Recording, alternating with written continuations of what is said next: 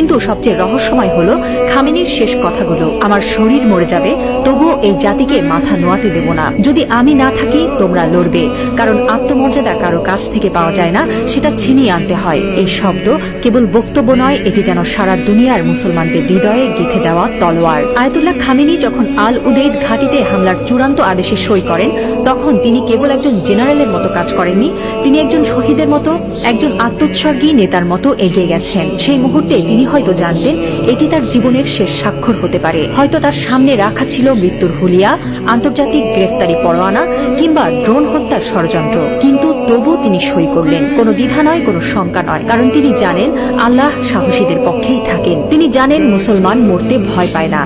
যারা আল্লাহর পক্ষে থাকেন তারা জানে মৃত্যু মানেই পরাজয় নয়, বরং আত্মত্যাগী বিজয়ের শুরু। এই একজন মানুষ এখন আর কেবল ইরানের নেতা নন, তিনি হয়ে উঠছেন সারা বিশ্বের মুসলিম উম্মার প্রতীক। একজন বিশ্বাসী, একজন অটল মুজাহিদ, একজন সাহসী পিতার মতো তিনি বলছেন, আমি থাকি বা না থাকি তোমরা লড়বে। হ্যাঁ মুসলিম উম্মাহ, তোমরা মাথা নিচু করো না। লা ইলাহা ইল্লাল্লাহ, আল্লাহ ছাড়া আর কোনো ইলাহ নেই।